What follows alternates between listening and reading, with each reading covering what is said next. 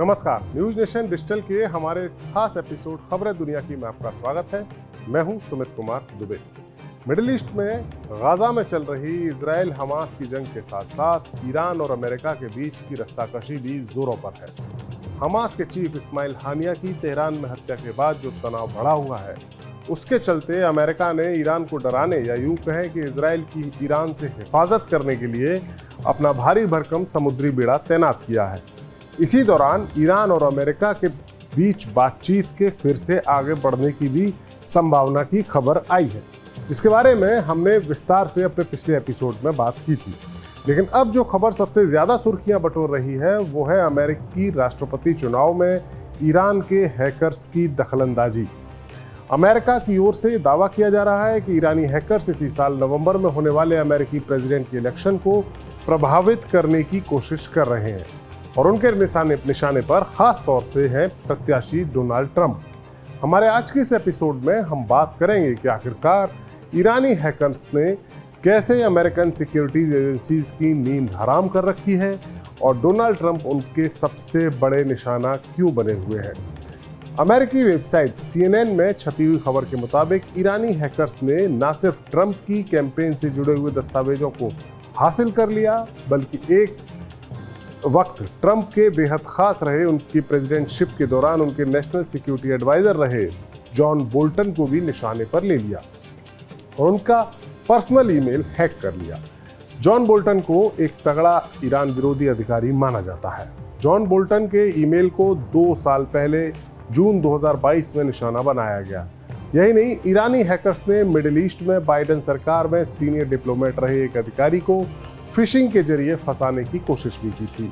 CNN की इस reports के मुताबिक ईरानी हैकर्स का ये ग्रुप पिछले कुछ सालों से एक्टिव है और ये ईरान की Islamic revolutionary corps guard corps यानी IRGC से जुड़ा हुआ है। हैकर्स के इसी ग्रुप ने इसी साल जून में डोनाल्ड ट्रंप की चुनावी कैंपेन से जुड़े सीक्रेट दस्तावेज हासिल करके उन्हें पत्रकारों को लीक कर दिया था। ट्रंप की टीम ने दावा किया कि ईरान के लोग इन संवेदनशील इंटरनल डॉक्यूमेंट्स को चुराने और उसको आगे फैलाने में शामिल है। हालांकि प्रचार अभियान की कमान संभालने वाली टीम ने ईरान के इन्वॉल्वमेंट को लेकर कोई सीधे तौर पर सबूत नहीं दिया, लेकिन ट्रंप की टीम का दावा माइक्रोसॉफ्ट की ओर से जारी एक रिपोर्ट के आधार पर था। इस माइक्रोसॉफ्ट की रिपोर्ट के मुताबिक 2024 में अमेरिकी अभियान में हस्तक्षेप करने के लिए विदेशी एजेंटों के प्रयासों की जानकारी को बताया गया था। माइक्रोसॉफ्ट के मुताबिक ईरान ऑनलाइन गतिविधियों में तेजी ला रहा है। उसका मकसद अमेरिकी चुनाव को प्रभावित करते हुए करना दिख रहा है। इस रिपोर्ट में कहा गया कि ईमेल, फिशिंग, इस तरह के हमले से राष्ट्रपति चुनाव के प्रचार अभियान को निशाना बनाया जा रहा है। अब सवाल यह है कि क्या ईरान अपने हैकर्स के जरिए अमेरिकी चुनाव को प्रभावित कर सकता है? दरअसल ईरानी हैकर्स पर जो आरोप हैं वो ठीक वैसे ही आरोप हैं जो साल 2016 के अमेरिकी प्रेसिडेंट के चुनाव में रूसी हैकर्स पर लगे थे। उस वक्त ट्रंप के खिलाफ हिलेरी क्लिंटन डेमोक्रेटिक पार्टी की उम्मीदवार थी। आरोप था कि रूस चाहता था कि ट्रंप चुनाव जीत जाएं ताकि वो रूस को लेकर नरम रुख अख्तियार करें।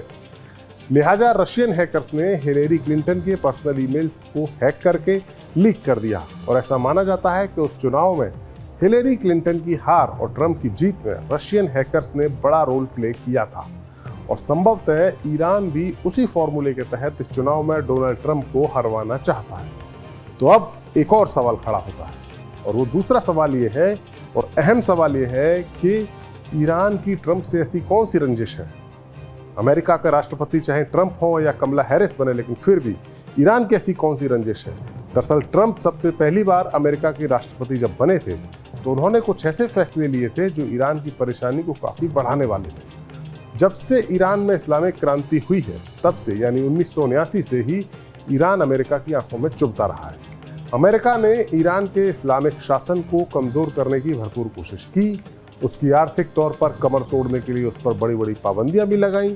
ईरान और अमेरिका की दोस्ती दुश्मनी को लेकर हमने अपने एक पिछले वीडियो में डिटेल से बात की थी। अमेरिका और ईरान के बीच सुलह की एक बड़ी कोशिश डेमोक्रेटिक पार्टी के लीडर और अमेरिका के प्रेसिडेंट उस वक्त के बराक ओबामा के कार्यकाल में हुई थी। उस वक्त ईरान के साथ एक न्यूक्लियर समझौता हुआ था जिसके तहत ईरान ने अमेरिका, ब्रिटेन, फ्रांस, रूस, चीन और जर्मनी के साथ एक डील की थी। ये साल 2015 की बात है। एक P5+1 इस डील को नाम दिया गया था। इसके तहत ईरान अपने न्यूक्लियर प्रोग्राम को लिमिटेड करने के लिए राजी हो गया था, जिसके एवज में उस पर लगी हुई पाबंदियों में ढील दी जानी थी। लेकिन अगले ही साल अमेरिका में ट्रंप सरकार बन गई और साल 2018 में ट्रंप ने इस डील से अमेरिका को पीछे हटा दिया। बिना अमेरिका के ये डील किसी काम की थी नहीं और फिर ये डील फेल हो गई। इसके बाद ट्रंप सरकार ने ईरान पर सबसे कड़े आर्थिक प्रतिबंध लगाए। ये पाबंदियां इतनी कड़ी थीं कि भारत जैसा देश जो कि ईरान से तेल खरीद रहा था, उसको भी तेल खरीदना बंद करना पड़ा। ट्रंप के कार्यकाल के दौरान ही अमेरिका ने जनवरी 2020 में इराक की राजधानी बगदाद में एक ड्रोन हमला किया, जिसमें ईरान के जनरल कासिम सुलेमानी की जान चली गई। इस हमले का टारगेट सुलेमानी ही थे और इसका आदेश सीधा ट्रंप की ओर से आया था। सुलेमानी की मौत ईरान के लिए एक बहुत बड़ा झटका थी और ईरान की आवाम में उनकी बेहद लोकप्रियता रही। हर साल उनकी बरसी के दिन उनकी मज़ार के पास जुलूस निकाले जाते हैं। उनकी मौत के एक साल बाद ईरान के सुप्रीम लीडर ने पब्लिकली अनाउंस किया था कि जिन लोगों ने सुलेमानी की हत्या का आदेश दिया था, उन्हें सजा दी जाएगी। मीडिया रिपोर्ट्स के मुताबिक उस वक्त प्रेसिडेंट ट्रंप फ्लोरिडा में दोस्तों के साथ छुट्टियां मना रहे थे और उन्होंने अपने दोस्तों से कहा था कि उन्हें खौफ है कि ईरान सुलेमानी की मौत का इंतकाम लेने के लिए उनकी हत्या तक करवा सकता है। Qasem Soleimani Iran Islamic revolutionary guard corp यानी IRGC के अधिकारी थे। ईरान में IRGC की फौज, जो ईरान की ऑफिशियल मिलिट्री है, उससे भी ज़्यादा पावरफुल है और पूरे मिडिल ईस्ट में ईरान की मदद से जो भी मिलिशिया काम करते हैं, चाहे वो यमन के हूती हों या लेबनान का हिजबुल्ला, उनके कोऑर्डिनेशन का काम IRGC का ही है और सीधे सुप्रीम लीडर को ये रिपोर्ट करते हैं। जनरल सुलेमानी इसी के तहत जो कुड्स फोर्सेज आती हैं, उसके लीडर थे। ईरान के पड़ोसी मुल्क इराक में कई सालों से चल रही आधिपत्य की जंग में ईरान की रणनीति के शिल्पकार वही थे। सुलेमानी ने 2011 में अरब क्रांति के बाद सीरिया के राष्ट्रपति बशर अल असद के खिलाफ हो रहे प्रदर्शनों और फिर सिविल वार में भी सीरियाई राष्ट्रपति की मदद की थी। जब अमेरिकी ऑफिसर्स को उन्होंने ये आरोप लगाया कि आतंकवादियों को इराक में सड़क के किनारे अमेरिकी सैनिकों को निशाना बनाने में भी सुलेमानी का ही निर्देश था। अमेरिकी अधिकारियों के मुताबिक सुलेमानी की मदद के लिए किए गए हमलों से कई अमेरिकी सैनिक मारे गए थे, जबकि कई अन्य घायल हुए थे। सुलेमानी की मौत के इंतकाम का मसला इतना सीरियस है कि अमेरिकी एजेंसियों ने न सिर्फ ट्रंप की, बल्कि उनके कार्यकाल के दौरान उनके NSA रहे बोल्टन और उस वक्त के विदेश मंत्री रहे माइक पोम्पियो की सिक्योरिटी भी बढ़ा दी। जाहिर है, ईरान और ट्रंप की दुश्मनी काफ़ी गहरी है और अगर ट्रंप दोबारा राष्ट्रपति बनते हैं तो ईरान के लिए बड़ी परेशानी खड़ी हो सकती है। हाल ही में ईरान में एक उदारवादी लीडर पेजेश्कियान ने राष्ट्रपति चुनाव जीता है और उसके पद को भी संभाला है और उम्मीद जताई जा रही है कि अब ईरान और अमेरिका के बीच कोई समझौता हो सकता है। लेकिन अगर ट्रंप फिर से अमेरिकी राष्ट्रपति बन गए तो उनका निशाना ईरान ही होगा। लिहाजा ये कहा जा सकता है कि ट्रंप को राष्ट्रपति बनने से रोकना ही ईरानी हैकर्स का असली मकसद होगा। अब देखना यह होगा कि ईरानी हैकर्स या फिर IRGC अपने मकसद में कितने कामयाब होते हैं। हमारा वीडियो आपको कैसा लगा?